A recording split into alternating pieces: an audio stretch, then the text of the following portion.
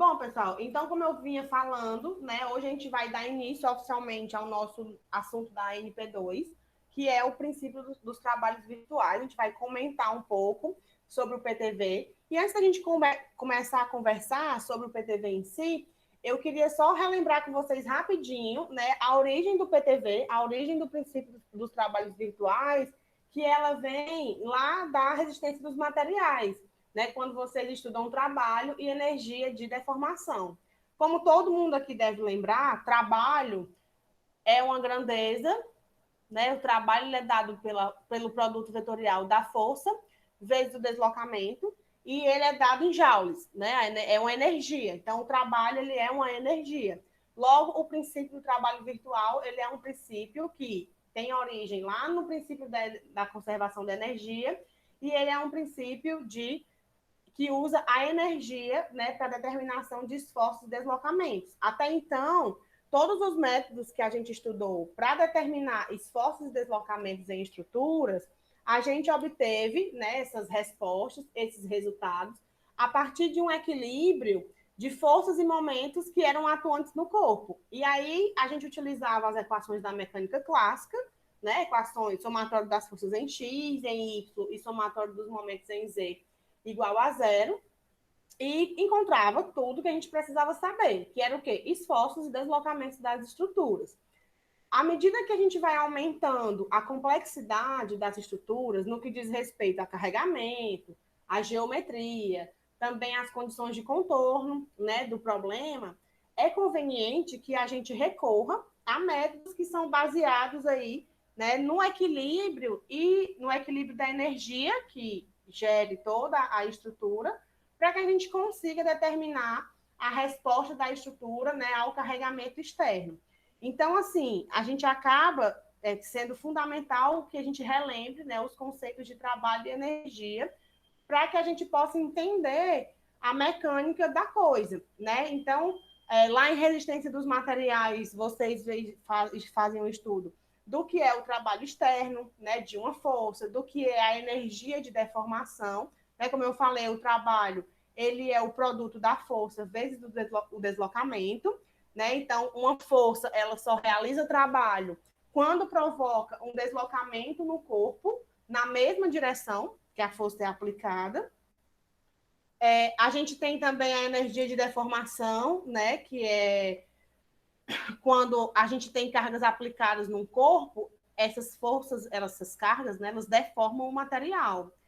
E se a gente considerar que não há nenhuma perda de energia em formato de calor, a gente pode garantir que o trabalho externo, né, realizado pelas cargas, ele vai ser convertido em trabalho interno, e esse trabalho interno ele é considerado, ele é denominado, né, energia de deformação. Então, o PTV ele é oriundo do princípio da conservação da energia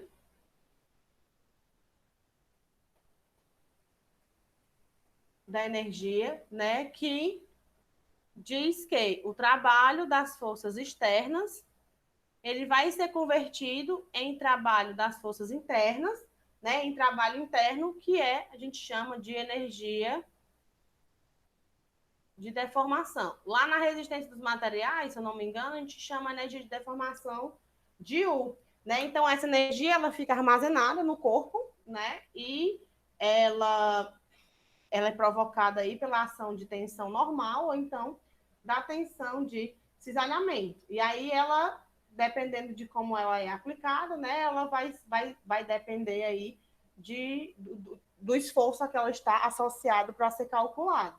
Então, a gente vai ter energia de deformação relacionado ao esforço axial, relacionado aos esforços de flexão, né? A gente tem que a energia total, ela é o somatório da energia axial, mais a energia da flexão, mais a energia do cisalhamento, né, que é a força cortante,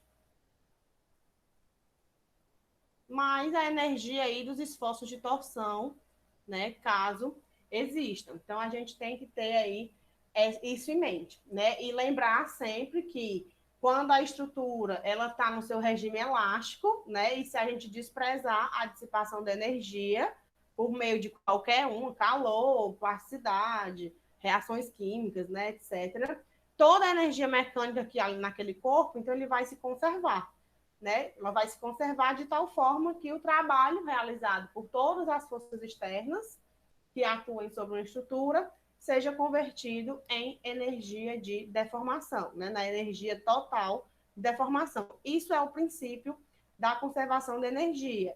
E é com base nesse princípio que a gente vai desenvolver o princípio do trabalho virtual, né? Que é o que a gente vai falar agora. Então, essa questão da energia de deformação, a gente já viu lá em resistência dos materiais, e agora a gente vai trazer esse princípio da conservação da energia, vai dar uma lapidada nele, para que a gente consiga aplicar melhor nas nossas estruturas, né, e de uma forma prática consiga calcular o que nos interessa, que são deslocamentos e deformações, né, nas nossas estruturas que ainda, por hora, permanecem isostáticas. A gente só vai evoluir nosso Pokémon para estruturas hiperestáticas um pouquinho mais na frente. Por enquanto, a gente permanece aí com as estruturas isostáticas para entender o método, né? Hoje a gente vai conhecer um pouco, relembrar também, né? Porque o PTV a gente já vê em resistência dos materiais. Relembrar um pouco o método, o princípio do trabalho virtual e conhecer o método da carga unitária, que vai ser o método que a gente vai utilizar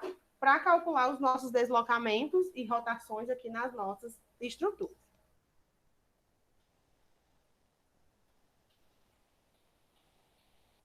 Então, assim, embora seja bem simples e intuitivo, né, o próprio princípio da conservação da energia, ele tem uma aplicação bem limitada no cálculo tanto dos deslocamentos, de deslocamentos em estruturas. Por que ele é limitado? Porque, pelo princípio da conservação da energia, a gente só consegue determinar os deslocamentos em situações onde há atuação de apenas uma única carga concentrada. E o deslocamento calculado, ele tem que ser calculado na direção... Tu pode voltar rapidinho um slide, só para ver uma coisa, rapidinho. Eu estava copiando aí no... Tá certo, obrigado. Pronto? Pronto. Show. Então, assim, o método da conservação da energia, ele só vai permitir que a gente consiga determinar os deslocamentos, né, em situações onde haja apenas uma única carga concentrada aplicada na estrutura inteira, e o deslocamento calculado ele tem que estar na direção e no sentido da força, né, tendo em vista que o trabalho externo ele depende tanto da força quanto do deslocamento correspondente. Então, a gente tem que ter aí essa única aplicação, né? A aplicação dessa única carga pontual aí na nossa estrutura. Analogamente, a gente também consegue calcular uma rotação, né, na direção de um momento aplicado. Lembrando que trabalho é força vezes o deslocamento, né? Se for uma carga aplicada, o trabalho é força vezes deslocamento. Eu chamo trabalho de tal, mas trabalho no Ribble é W, né? É força vezes deslocamento. E aí ele também pode ser calculado através de uma carga momento, né? Uma rotação. O trabalho da rotação é o momento vezes a rotação irradiando ali daquela estrutura. Então, assim, o princípio do trabalho virtual, né, o PTV, ele surge como uma alternativa para a gente corrigir a limitação do princípio da conservação de energia. Então, assim, agora, lá na conservação de energia, a gente tem que ter uma única carga pontual aplicada e o deslocamento tem que estar na direção e no sentido daquela carga que a gente tem aplicado na estrutura. O PTV ele vai exatamente corrigir essa limitação, porque ele é uma ferramenta muito útil, ele acaba se tornando uma ferramenta muito útil para obter as equações de equilíbrio nos sistemas mecânicos, e também ele proporciona aí um meio bem geral, né, de se obter deslocamentos e inclinações em um ponto específico em uma estrutura. Então, agora, eu não preciso mais ter aquela única carga aplicada na estrutura inteira para determinar o deslocamento que eu quero, né? E eu não vou ter aquela limitação de só poder determinar o deslocamento naquele ponto ali em que a estrutura tá aplicada. A gente vai poder corrigir isso aí através, né, de dois princípios que compõem o princípio do trabalho virtual. O princípio dos deslocamentos virtuais e o princípio das forças virtuais também. Lembrando, trabalho é força vezes o deslocamento. Então, se o trabalho ele é virtual, né, um trabalho virtual quer dizer que é um trabalho, eu vou dizer imaginário, mas só porque é a palavra que me vem à mente agora. Mas ele é um trabalho que ele não é real. Eu estou dizendo que aquele trabalho existe, né? E estou transformando aquilo ali em uma entidade puramente matemática, em um artifício matemático. Ele não existe na vida real, mas eu estou dizendo que ele existe, eu estou transformando ele, né? Eu estou agregando um valor matemático ali a ele para poder conseguir encontrar uma coisa que existe realmente. Então, a minha estrutura, o que é que acontece? A gente tem aqui um pórtico. Né? Um pórtico já está fletido, né? A pobre da barra do pórtico. A gente tem aqui um pórtico, e aí eu vou aplicar aqui um carregamento nessa minha estrutura. Supondo ligações rígidas aqui nos meus nós, quando esse pórtico se deformar, ele vai acontecer isso aqui com ele, né? Então, os ângulos não vão mudar, né? Vão permanecer 90 graus, bonitinho e tudo, mas os meus nós, percebam que os meus dois nós aqui, eles se deslocaram por conta da deformação. A deformação acontece por causa da aplicação do carregamento. E aí, depois que a estrutura se deforma, ela se desloca. Então, esses deslocamentos, eles realmente existem, né? O deslocamento, ele está aqui, ó, ele aconteceu. Então, um dos dois tem que acontecer, tem que ser real. No nosso caso, o nosso deslocamento, ele é real, então, se o deslocamento ele for real, a força, para o trabalho ser virtual, então a força tem que ser virtual. É que nem números complexos, né? Números reais e complexos. Quando você multiplica um real por um complexo, obrigatoriamente ele vai ser complexo porque ele não vai existir, né, a entidade não real lá da parcela do número. É basicamente isso. Então, a gente pode ter essa situação onde a força é virtual e o deslocamento é real, e a gente pode ter a situação onde o trabalho permanece virtual, né? O trabalho ele é sempre virtual, a força é real e o deslocamento é virtual. A gente tem essas duas variantes aí no nosso PTV. Então, a gente vai ver separadamente. Primeiro, o princípio dos deslocamentos virtuais e depois o princípio das forças virtuais, tá? Então, se a gente considerar uma partícula, né, em equilíbrio, submetida a um deslocamento virtual, que seria uma entidade puramente matemática, como eu disse, esse deslocamento virtual ele não existe. É como se a estrutura não estivesse se deformando. Eu estou arbitrando que existe ali um deslocamento. É um artifício matemático meu para poder tentar resolver o meu problema. Então, esse deslocamento virtual arbitrário, a gente vai chamar de ΔR, tá? Um deslocamentozinho virtual que eu não sei qual é o tamanho dele, nem sei se existe. Eu só sei que eu estou dizendo que a minha partícula saiu da posição A para a posição A', tá? E ela estava sujeita aqui a esse campo de forças, F1, F2, né, até o Fn. E quantas forças naturais aí estiverem sendo aplicadas sobre esse corpo que estava na posição A e foi até a posição A' por conta de um deslocamento virtual que eu disse que existiu, tá? Então, o trabalho virtual e essas forças aqui, vermelhas, elas são forças reais. As forças, sim, estão atuando no corpo, mas eu não sei se o deslocamento vai existir ou não.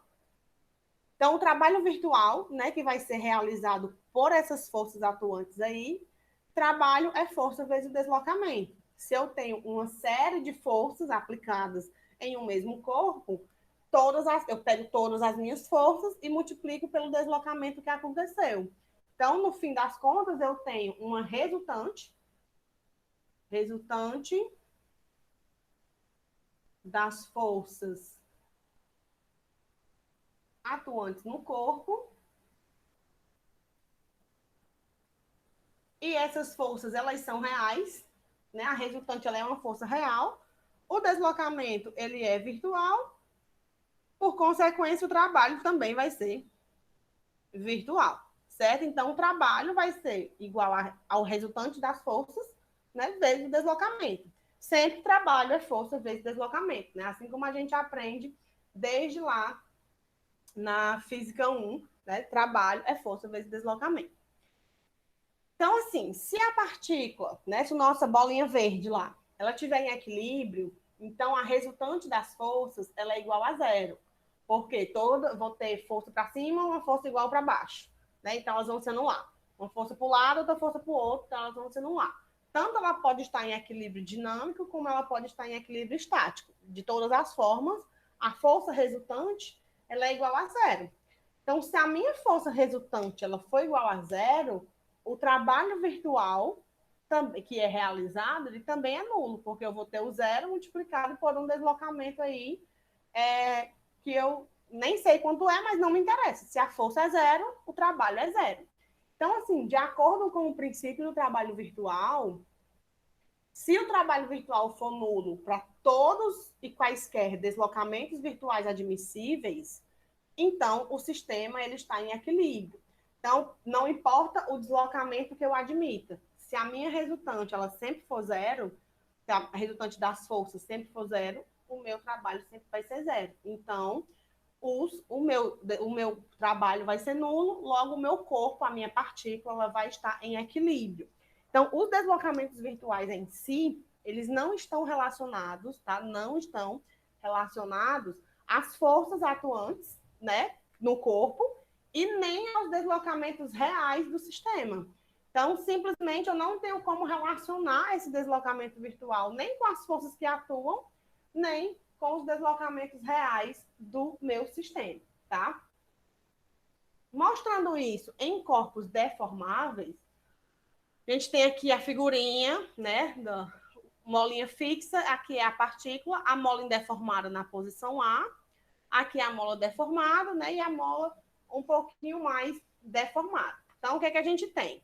O trabalho, ele é a força, né, a força que eu aplico aqui, a força F, para poder puxar aqui meu corpinho sedutor, aqui, né, minha partícula, vezes o ΔS, né, que é o meu deslocamento, menos a força elástica, isso aqui é a força elástica, porque isso é a mola, né? Força elástica, que a força elástica é uma força resistiva. Então, a força elástica, ela sempre vai existir para tentar fazer o corpo voltar para a sua posição de origem. Né? Então, trabalho vai ser a força vezes deslocamento, menos a força elástica vezes deslocamento também. A força elástica ela atua para cá. Força elástica. Isso aqui é a força que eu aplico para o corpo se deformar. Então, sempre vou ter aqui a força sendo aplicada e a força elástica sempre vai estar no sentido contrário, né? Que ela é uma força de arrasto. Então, o trabalho, ele vai ser igual a força menos a força elástica, né? Vezes o deslocamento. Para isso aqui estar em equilíbrio, o trabalho é igual a zero. Então, a força, para que esteja em equilíbrio, a força tem que ser igual à força elástica, né? Que, pela lei de Hooke, força elástica é menos K vezes X, né? Que é a constante da mola vezes o deslocamento que essa força vai proporcionar. Então, se a gente reconhecer o trabalho, né, das forças externas e internas, nosso trabalho total vai ser o somatório desses trabalhos, né? E isso vai ser igual a zero. Então, se a gente definir isso aqui alternativamente, né? A gente pode definir a energia de deformação como sendo a força elástica, que é a força resistiva, né? Associada a esse corpo, vezes o deslocamento, e isso aqui, né? Que é o trabalho da força externa também. Então, isso aqui vai ser igual a menos o trabalho da força interna. A energia de deformação, então, ela vai ser igual ao trabalho da força externa. Então, o princípio dos deslocamentos virtuais, eles se comportam de forma diferente se a gente tiver um corpo rígido ou um corpo deformável, tá? Para o corpo rígido, né? Então, no corpo rígido em equilíbrio, a soma algébrica de todos os trabalhos virtuais, de todas as forças que são reais, né, e atuam sobre ele, ela é nula. Então, todas as forças, todos os trabalhos vão somados algebricamente, eles vão se anular para todos os deslocamentos virtuais arbitrários, né, que sejam compatíveis, obviamente, com os vínculos do corpo que a gente imponha naquele corpo ali que vai se deformar. Então, eu posso dizer que minha partícula vai se deformar à vontade. Se o meu corpo for rígido e ele estiver em equilíbrio, né, a soma algébrica do trabalho, de todos os trabalhos virtuais, das forças que atuarem sobre a partícula, né, vai ser igual a zero, tá? Não tem para onde correr. No corpo deformável, né, para um corpo deformável que atingiu a sua configuração de equilíbrio, porque o corpo deformável ele é diferente do rígido, né? O rígido ele absorve energia e fica para si. O deformável não, ele deforma bem mais do que o corpo rígido, tá? Então, assim, num corpo deformável que atingiu a sua configuração de equilíbrio, deformou e entrou numa configuração de equilíbrio, tipo isso aqui, ó. É uma oscilação, né? Isso aqui essa mola pode ficar oscilando em torno de um eixo, né? E não parar de oscilar mais em torno daquele eixo, ela está em equilíbrio dinâmico. Ou eu posso puxar isso aí, deformar essa mola e ela ficar paradinha, equilíbrio estático, tá? Então, quando o corpo deformável, que é o caso de uma mola, né, atingiu a configuração de equilíbrio, o trabalho virtual das forças externas, né, o trabalho virtual total das forças externas que atuarem sobre esse corpo deformável vai ser igual ao trabalho virtual das forças internas que atuam nele, para todos os deslocamentos virtuais arbitrários, né, que sejam compatíveis com os vínculos que a gente impõe. Então, no corpo rígido, a soma algébrica dos trabalhos virtuais ela vai ser nula. Nos corpos deformáveis, o trabalho virtual das forças externas vai ser igual ao trabalho virtual das forças internas que atuem nele ali, né, que atuem naquele corpo. Então, assim, nos corpos deformáveis, né, pontos do interior do corpo, eles podem se mover uns em relação aos outros, né, sem violar as condições de restrição. Então, nesse caso, tanto as forças externas quanto as forças internas, né, que são os nossos esforços solicitantes, acabam realizando o trabalho. Então, sempre lembrar, as forças externas são as cargas que a gente coloca lá.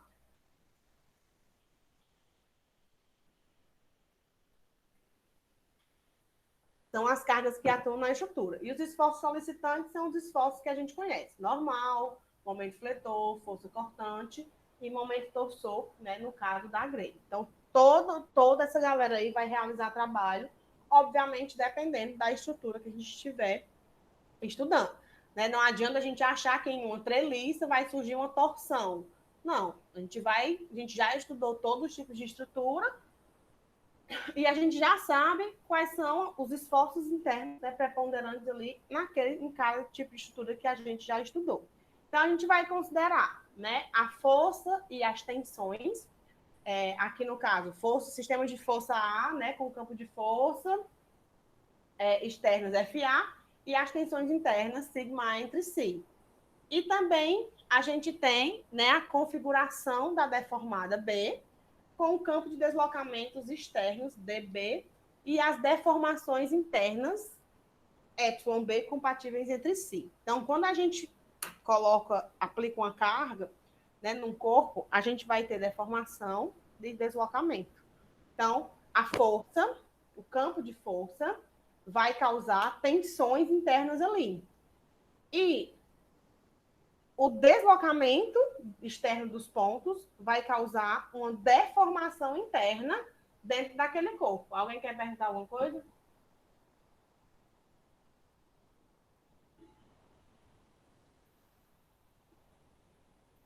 Tá bom?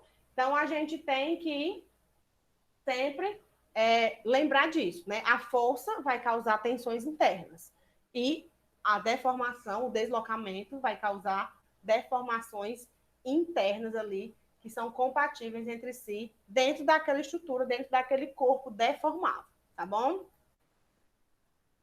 A generalização, né, ela é feita em relação ao princípio da conservação de energia, né, que é agora, né, que é não existe qualquer ligação entre o sistema de forças e a configuração da deformada, a não ser que atuem em uma mesma estrutura, né? Ou seja, não existe uma relação causa e efeito entre o sistema de forças A, né, que eu mostrei para vocês, que é força A e tensão em A, e deformada B, deformação interna aqui que acontece. Então, não existe uma relação causa e efeito entre o sistema de forças e a configuração da deformada. As únicas restrições que a gente vai ter é que força e tensão, né, tem que satisfazer o equilíbrio, e deformação e deslocamentos tem que satisfazer a compatibilidade isoladamente. Então, se a gente lembrar, né, que trabalho é igual a energia de conservação, quem é trabalho? É força vezes deslocamento. E quem é energia? É tensão vezes deformação. Então, a força, ela tem que estar em equilíbrio com a tensão. E o deslocamento tem que ser compatível com a deformação. Senão, a gente não tem, né?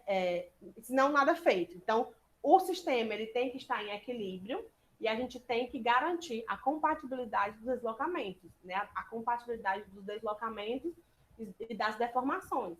Então, não adianta eu dizer que um sistema qualquer tem como condição de contorno um engaste, né? Sei lá, um apoio é um engaste, e eu vou dizer ali que a rotação é diferente de zero. Não pode, porque o engaste não permite que haja rotação.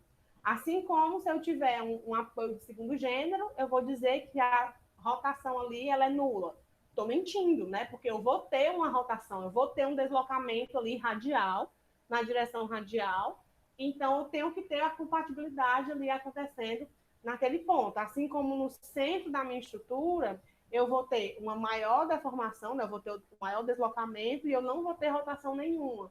Então, a gente tem que aprender a analisar os sistemas, né, para poder conseguir colocar, né, analisar bem direitinho as deformações, né, as condições de contorno, né, dos sistemas que a gente colocar. Lembrando que a energia de deformação, né, ela tem um valorzinho lá, que ela é 1/2, né, do trabalho vezes o deslocamento, né, da força vezes o deslocamento, no caso da energia de deformação. Então, vale salientar aqui que o termo, né, de 1/2, ele não aparece nas expressões, tá? Porque as forças e os deslocamentos, eles não estão associados. Diferente do caso da conservação da energia, que a gente considera o material como elástico linear, né? E considera que o trabalho, ele é numericamente igual à área sobre a curva, né? E aí a área sobre a curva linear, ela é um triângulo, então aparece aí o valorzinho, né, 1/2. Aqui no nosso caso, a gente não tem deslocamentos e forças associados, não. Então, é diferente da conservação da energia. Por isso que eu nem tirei uma aula para falar só sobre a conservação da energia, porque a gente acaba que não usa mesmo. A gente só vai utilizar aí o princípio do trabalho virtual. Então, no trabalho virtual externo, né, as forças, elas não são a causa ou o efeito dos deslocamentos. Não é porque eu estou aplicando a força que o deslocamento vai existir, tá? Isso não existe no trabalho virtual externo. Então, assim como na energia interna virtual, as tensões internas também não são nem causa nem efeito das deformações. O corpo, ele deforma porque ele desloca, tá? Ele desloca porque ele deforma. Ele não deforma por causa da tensão interna, não. A deformação interna acontece por causa do deslocamento e o deslocamento acontece por causa da deformação interna. Assim como a força causa a tensão interna, tá? Não é o deslocamento, a força não causa o deslocamento, ela vai causar a tensão interna, o deslocamento ele vai existir independente da força ser aplicado ou não ali. Então, o trabalho e a energia de deformação, eles são virtuais porque são meras abstrações de cálculo. Então, devido a essa independência, né, entre força e deslocamento, o termo virtual se aplica, porque eles são interdependentes entre si. O nosso trabalho aqui, né, que a gente trabalhou lá na física, o trabalho é força vezes deslocamento, isso aqui é o trabalho realizado pela força. Aquela força, com aquele deslocamento, causou um trabalho. No nosso caso, o nosso trabalho é sempre virtual, porque não existe interdependência entre as duas grandezas, força e deslocamento. Elas são independentes, e aí a força está relacionada com as tensões internas e os deslocamentos com as deformações. Então, o trabalho e energia de deformação, eles são virtuais, porque eles são meros artifícios matemáticos. A gente vai colocar ali e vai dizer que eles são necessários, né, para se calcular, e aí por isso que a gente vai aplicar sempre, né, o trabalho virtual. Então, podem ser utilizadas resultantes, né, de tensão sobre a forma dos esforços internos, em vez das componentes de tensão. Quando, então, né, as correspondentes deformações são os deslocamentos relativos de seções transversais adjacentes, divididos pela distância infinitesimal entre essas seções. Então, a energia interna aqui de deformação vai ser a integral do seu esforço, né, que é tipo normal, momento fletor, cisalhamento, né, cortante ou torção, e a sua respectiva densidade de deformação.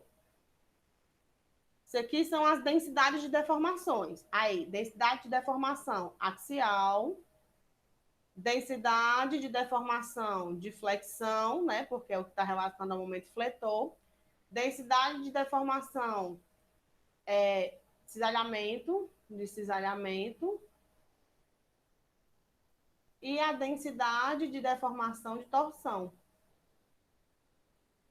Cada esforço vai possuir aí a sua densidade, né, de deformação. E aí vamos ver quais são essas densidades de deformações, né? A relação aqui que causa os deslocamentos. O delta, o d delta, né, o d deltinha é a nossa densidade. Deixa eu mudar aqui essa cor, que esse azul é muito apagado. Densidade de deformação axial. E aí ela vai ser a deformação que a gente tem, né, vezes o dx, que é o tamanho aqui do nosso corpinho. Então, para um componente elástico linear, ou seja, que obedece à lei de Hooke, né, que tensão é deformação vezes o módulo de elasticidade, a deformação ela é a tensão pelo módulo de elasticidade. E tensão é força sobre área. Se tensão é força sobre área, quem é a força que está atuando aqui? É a força normal. Então, tensão é normal sobre área.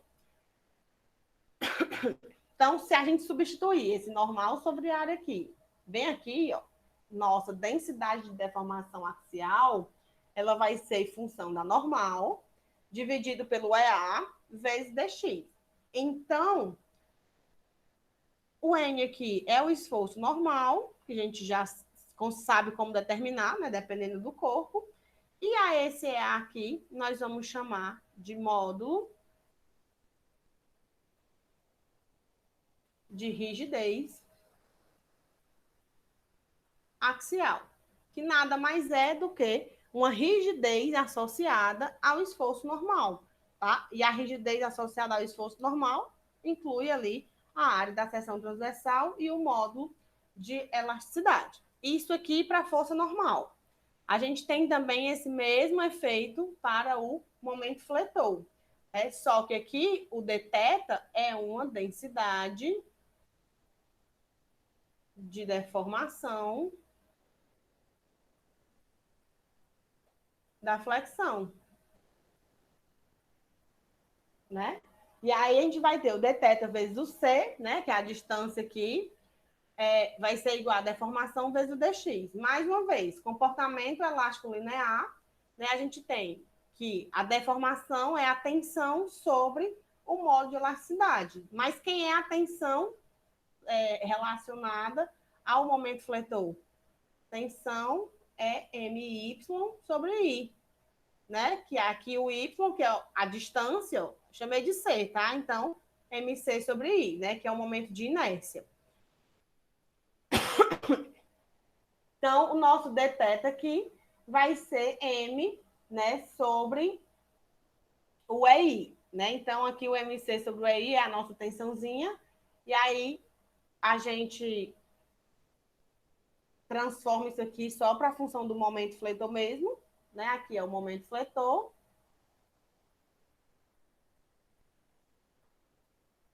E o EI aqui vai ser o que nós chamamos de módulo de rigidez à flexão. Então, é uma rigidez relacionada ao esforço aqui do momento fletor. A gente também tem isso acontecendo para o cisalhamento. Mesma coisa, só que no cisalhamento, né, a gente tem a densidade de deformação, formação ao cisalhamento, que vai ser a nossa distorção, né, que é o nosso gaminho aqui, é o quanto que a nossa peça vai distorcer, vezes o dx. E aí, para um comportamento elástico linear, né, a distorção ela vai ser o cisalhamento sobre o G, né, que é o modo de rigidez transversal, né? A gente tem o longitudinal, módulo de elasticidade transversal, que é o E, e o longitudinal, que é o G. Né? E aí a gente vai ter aqui esse FS vezes o cisalhamento, aqui a tensão de cisalhamento, né? Que o FS ele é um fator de redução de área.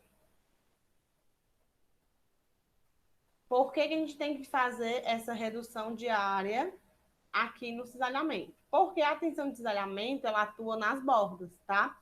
Nem toda a área da partícula está suscetível a sofrer ação da força de cisalhamento. Então, a gente precisa utilizar um fator de correção sobre a área, né? Então, a área de cisalhamento, que eu vou chamar de S aqui, vai ser a área dividido aí por esse fator de correção, né, do cisalhamento. Então, por isso que aparece ele aqui multiplicando, tá? E aí a gente tem que, para a seção retangular, esse fatorzinho de cisalhamento, ele é 6 sobre 5, né? Ele é 6 quintos. Então, a gente tem aqui que o GA é o nosso módulo de rigidez também ao esforço, né? Que é o cisalhamento. Então, aqui nossa densidade de deformação é o Fs vezes o esforço cortante, né? Força cortante sobre o GA dx. E lembrando que o G ele é calculado, né, em função do R. G é dividido por 1 menos Poisson. Menos Poisson.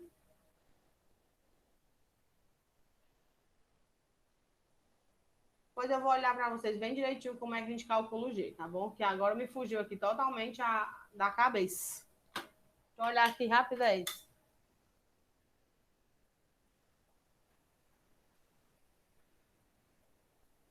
Módulo de elasticidade.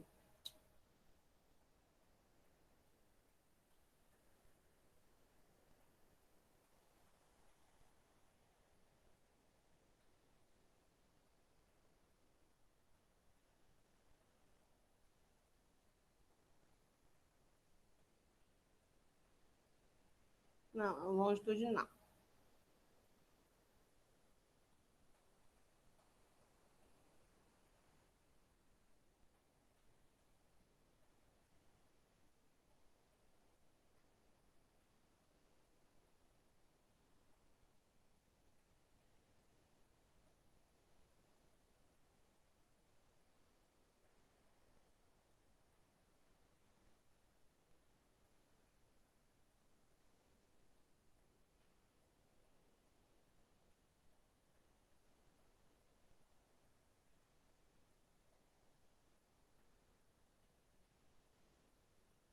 Meu Deus, é tão fácil me dar essa relação.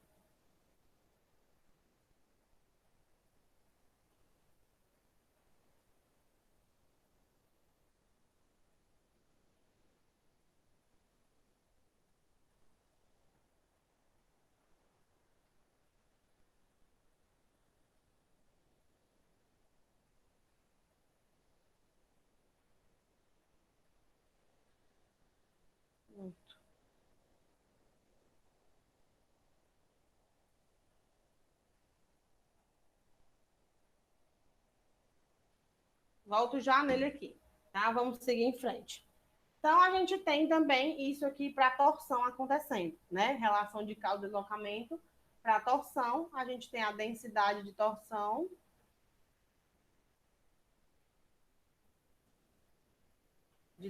aqui, que vai ser o nosso gamazinho, né? Vezes o dx. Então, para um comportamento elástico linear, nossa distorção também é torção, cisalhamento aqui sobre o G, né? E aí a tensão de cisalhamento aqui vai ser a torção vezes o C, né? Que você está multiplicando aqui para poder cancelar depois. E o GJ, onde o J é o momento polar de inércia, tá?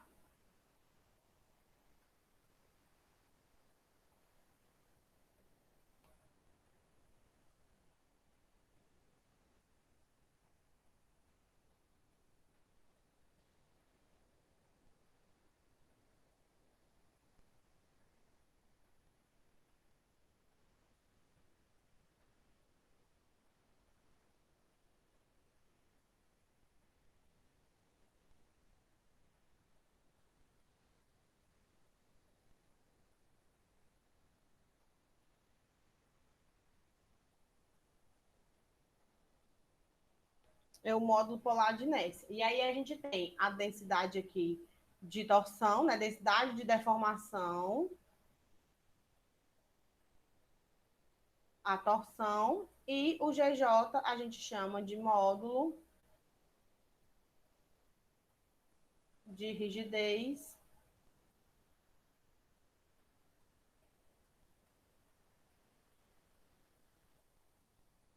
a torção.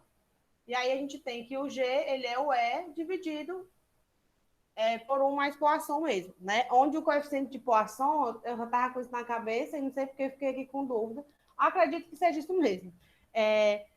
O Poisson, ele é um coeficiente que depende, né, do material, e para o concreto a gente adota normalmente Poisson igual a 0,2, né, para materiais aí como o concreto. Então, o nosso G, ele tem uma relação diretamente com o E, né, E dividido por 1 mais o valor aí de Poisson. E aí a gente consegue calcular os módulos de rigidez e cisalhamento, né, e da torção. Então, o princípio das forças virtuais, né, que a gente falou dos deslocamentos virtuais, agora a gente vai falar aqui um pouco das forças virtuais. Ele enumera o seguinte enunciado, né? Se um corpo deformável, que é sujeito a deslocamentos reais provocados por um sistema de forças em equilíbrio, é aplicado se há um corpo deformável, né, que é sujeito a deslocamentos reais provocados por um sistema de forças em equilíbrio, é aplicado um sistema equilibrado de forças virtuais, o trabalho virtual externo, ele é igual ao trabalho virtual interno, tá? Sendo que o trabalho virtual externo, ele é produzido pelas forças virtuais externas, quando ocorrem os deslocamentos reais, e o trabalho virtual interno, ele é produzido pelos esforços virtuais internos, quando ocorrem as deformações reais das barras. Então, o trabalho virtual externo, ele está relacionado com as cargas. Então, a força, ela é virtual, mas o deslocamento é real, tá? E o trabalho virtual interno, ele está associado aos esforços internos, às tensões internas.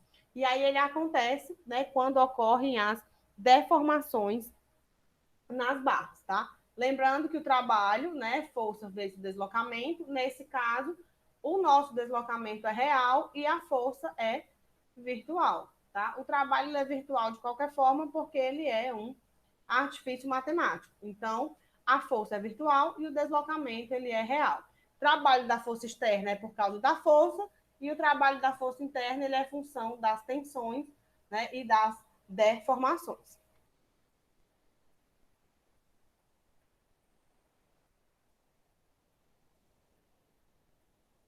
Então, aqui a gente tem a representaçãozinha, né, do corpo, só o feijãozinho mesmo, bonitinho aqui, vinculado. E aí a gente tem as várias forças virtuais aqui aplicadas, tá? Causando deslocamentos reais, né, DL aqui no nosso corpinho. E aqui aqui é o esforço interno, tá? Isso aqui é o trabalho das forças externas e aqui é o trabalho, vou colocar o W, tá? Das forças externas, isso aqui é o trabalho das forças internas, tá?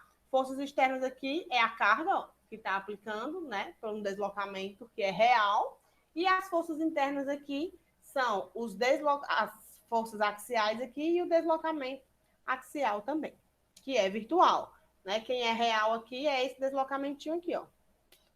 Esse é o deslocamento real, essa é a força aqui real aplicada, né? Então, e essas aqui são as forças virtuais. Então, a gente tem várias forças virtuais aí, causando um deslocamento real na nossa estrutura, né? Força virtual, deslocamento real. Então, de forma análoga, né, ao que a gente fez lá no princípio dos deslocamentos virtuais, a gente pode escrever a tensão em função dos esforços internos, né, tanto dos esforços internos quanto das densidades de deformações também, de tal modo que o trabalho virtual interno provocado por uma carga virtual externa pode ser dado da seguinte forma, né? Isso aqui é o trabalho virtual interno, tá? Ele vai ser igual ao somatório de cada esforço interno virtual, né, vezes o deslocamento, às vezes a densidade de deslocamento, densidade de deformação causada. Então, com base, né, nas relações causa vezes deslocamento que a gente mostrou anteriormente, a densidade de deformação axial é a normal dividido pelo EA, em dx. A densidade de deformação à flexão é o momento fletor sobre o EI em dx. A densidade de deformação do cisalhamento é a força cortante sobre GA, né, vezes o FS, que é o fator de correção do cisalhamento. E a densidade de deformação da torção é o momento torsor sobre o GJ, né, onde o J é o momento polar de inércia, em dx também. Então, a gente multiplica pelos esforços. Esses esforços que estão com o tiozinho é para indicar que eles são forças virtuais, né? Ó, forças virtuais, e coloca isso dentro da integral. Isso aqui é o nosso trabalho das forças internas, né? Com base na com base no princípio do trabalho virtual. Então, N tio, M tio, aqui V tio, T tio, né, são os esforços oriundos das forças virtuais aplicadas.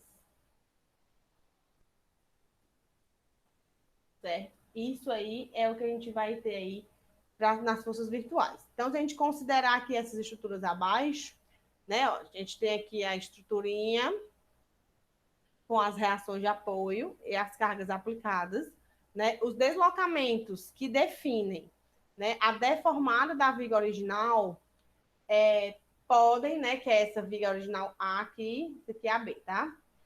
Podem ser considerados, né, como deslocamentos virtuais na viga autoequilibrada B. Tipo, aqui eu não considerei apoio nenhum, né, simplesmente coloquei aqui uma carga, né, essa carga P aqui, e estou dizendo que essa barra está em equilíbrio. Por outro lado, né, como o sistema autoequilibrado é qualquer, eu posso chamar esse sistema de um sistema virtual, né, e os deslocamentos de A de reais, né? Então, os deslocamentos que acontecem aqui em A, eles são reais, e o sistema B, ele é um sistema autoequilibrado, e eu vou chamar de sistema virtual. Então, se a gente aplicar o PTV, né, a gente tem que o trabalho das forças externas aqui, ele é igual ao trabalho das forças internas, tá? Então, isso aqui, ó, a gente obteve lá do princípio das forças virtuais. tá? Isso aqui é o nosso trabalho das forças externas. Esse P aqui vezes o deslocamento, onde a força é virtual e os deslocamentos eles são reais. Tá? Isso aqui é o somatório de força vezes deslocamento. Então, eu sei que a força virtual vezes o deslocamento real vai ser igual ao somatório aqui das integrais de cada esforço interno e multiplicado aí pela sua respectiva densidade de deformação. Tá? Isso aqui tudo é o nosso PTV. Então, o PTV ele é trabalho das forças externas é igual ao trabalho das forças internas. O trabalho das forças externas é isso aqui, é a força virtual vezes os deslocamentos reais. E o trabalho das forças internas é a integral de cada um dos esforços internos que tenham naquela estrutura, multiplicada pela sua respectiva densidade de deformação. E aí, cada densidade de deformação a gente escreveu no formato do próprio esforço e do módulo de rigidez respectivo aí ao esforço associado. E aí, isso tudo faz com que a gente crie, né, o nosso método da carga unitária. O método da carga unitária, ele é uma particularização, né, do PTV, se a gente levar em consideração o princípio das forças virtuais, tá? A gente sempre levando em consideração que a força é virtual, para o caso onde a força virtual tem valor unitário. Então, lembram, né, aqui, ó, que no PTV total, aqui a gente tinha uma força virtual. Então, se eu pegar essa força virtual e transformar ela numa carga unitária, tá? A gente vai ter o que nós chamamos de método da carga unitária. Então, essa força aqui de 1 esse 1zinho aqui é uma força virtual. Isso aqui é um deslocamento real. E essa primeira parcela é o trabalho das forças externas, tá? E essa segunda parcelinha aqui tudo isso aqui é o trabalho das forças internas, tá certo? Essa equação, né, também chamada de fórmula de Mohr, ela representa o método da carga unitária, né, ou também chamado de método de Maxwell-Mohr, né, em homenagem aí aos desenvolvedores desse trabalho, Clerk Maxwell e Otto Mohr, né, que desenvolveram trabalhos independentes e a gente chegou a essa conclusão, tá certo? Então, o método da carga unitária, ele serve para muitas coisas, principalmente para determinar deslocamentos, né? Então, para determinar o deslocamento em um determinado ponto da estrutura, a gente vai criar um novo estado de carregamento na mesma estrutura, composto apenas por uma força virtual unitária, que é aplicada no ponto e na direção do deslocamento desejado. Isso aqui é basicamente o princípio da conservação da energia. A gente vai pegar a mesma estrutura, vai ignorar todo o carregamento e vai colocar ali uma carga unitária. Tá certo? Então, assim, a gente vai poder calcular o deslocamento em qualquer ponto da estrutura. Basta conhecer os diagramas de esforços internos, né, para os casos do carregamento real e para o caso do carregamento virtual. E aí, como é que a gente vai fazer isso? A gente vai ter que a força, a carga unitária vezes o deslocamento, vai ser a integral, né, de 0 a L, isso aqui em cada uma das barras. Aí, normal, virtual, normal, real, sobre A. Aqui dx, né? Mais. M barra, ali estava M tio, né? Eu vou colocar aqui M barra, que é mais fácil para eu desenhar aqui uma barra do que um tio, tá? M barra, M sobre I. Mais, cortante eu chamo de Q, né? Então, Q barra Q sobre G. Vou colocar aqui GAV, tá? Que é a área efetiva de cisalhamento, tá bom? Que é a área normal dividida pelo FS. Também dx. Mais a torção, T barra T sobre GJ. E aqui também dx. Isso aqui é integral de 0 a L, vou fazer... era para eu ter colocado integral de 0 a L em cada um deles, né? Perdão. 0 a L. Então, o esforço com as barrinhas, né? Tipo N barra, Q barra, M barra e T barra, são os esforços causados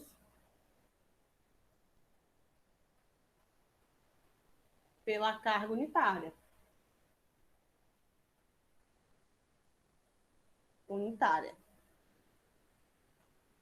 N, Q, M e T são os esforços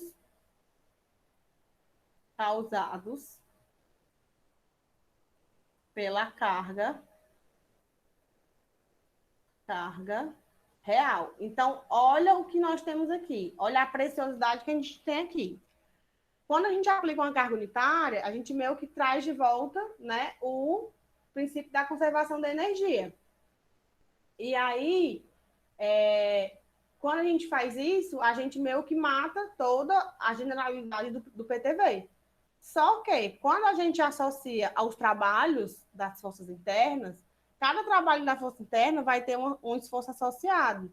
Então, a gente vai ter a associação do carregamento real da estrutura, quem realmente está exercendo carga ali sobre ela, e também sobre a carga unitária. Quando a gente multiplicar tudo isso, a gente vai ter o cálculo do deslocamento, levando em consideração toda a carga da estrutura, que não vai ser uma única carga pontual aplicada. Né? Carga real, normalmente, não é só uma única carga. E aí, para cada tipo de elemento, cada estrutura, a gente vai ter uma consideração, né, diferente. Tipo, no caso das treliças, a gente vai ter carga nodal, né? A gente só tem cargas nodais, e cada uma das barras da treliça só apresenta unicamente esforço normal. Então, o PTV, ou método da carga unitária, para a treliça, só vai utilizar a parcela que tem lá o esforço normal. A gente vai ver separadamente, né, cada um deles ainda. Mas para a treliça, eu só vou precisar utilizar a parcela do PTV que tem lá o esforço normal. Por quê? Porque a treliça não tem força cortante, a treliça não tem momento fletor e a treliça não tem momento torsor. Então, os diagramas desses três esforços são nulos, mas para normal não é. Então, o deslocamento aqui, que a gente quiser calcular, vai ser o somatório, né, de todas as normais virtuais vezes a normal real. Aqui, como a integral é de 0 a L em dx, né, vezes o L, que é o comprimento da barra. Aqui é o comprimento da barra, dividido pelo módulo de rigidez. Então, esse somatório aí, ele só indica, né, que o PTV ele vai ser aplicado em cada barra da estrutura. Indica que o PTV deve ser aplicado em cada uma das barras da estrutura, certo? No caso aqui da treliça, são barras, quando a gente estiver tratando de vigas e pórticos, né? A gente pode ter a barra inteira ou pode ter trechos. Então, nas vigas e pórticos, o efeito do cortante ele pode ser negligenciado, né? Exceto para casos específicos, como vãos curtos e cargas muito elevadas. Então, normalmente, a gente vai ter somente o efeito da flexão. Tá? A gente também vai conversar bem direitinho sobre cada uma dessas estruturas depois. Então, no caso aqui, a gente só vai ter que considerar o momento fletor, né? Então, é de 0 a L aqui, momento fletor virtual, causado pela carga virtual, e o momento fletor real, causado pela carga real aqui. E o módulo de rigidez, tá? Então, assim, nos pórticos, né, a gente pode desprezar o efeito da força normal, principalmente quando eles estão sujeitos a forças laterais, tá? A parcela da força normal, ela pode ser desprezada em estruturas que não trabalhem fundamentalmente ao esforço normal. Então, desse modo, ela não deve ser desprezada, né? Em arcos, né? Porque ele trabalha fundamentalmente a força normal, em tirantes, em barras de treliça, em pilares esbeltos e em peças protendidas. Essa galera aqui trabalham fundamentalmente, né? Trabalham fundamentalmente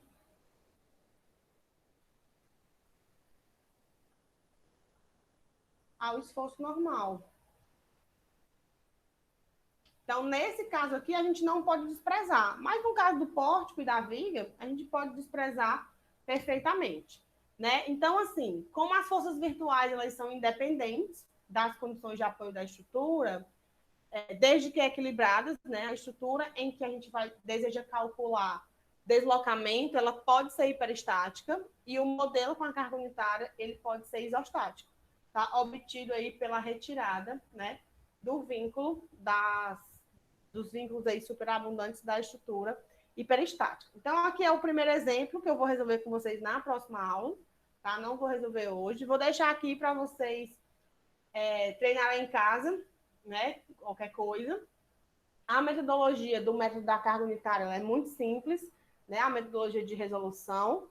A gente vai aplicar uma carga unitária no ponto e na direção do deslocamento que a gente deseja calcular. A gente vai calcular os diagramas de esforços internos, né, da configuração real e também da configuração virtual, né, que é o modelo com a carga unitária. A gente vai aplicar o PTV, né, barra a barra, que é 1 vezes o deslocamento, vai ser o somatório, né, a integral do somatório dos respectivos esforços internos multiplicados pelas suas densidades. E na prática, basicamente, a gente vai multiplicar diagramas, certo? Então, o método da carga unitária ele é muito tranquilo para a gente resolver, para a gente brincar com ele aqui. A gente vai continuar resolvendo ele a partir da próxima aula, tá? Hoje eu queria realmente só trazer a teoria para vocês irem se familiarizando. Vai ficar aí o exemplo para vocês tentarem brincar em casa no final de semana. E a gente se vê na próxima aula para poder dar continuidade, né, a isso aqui.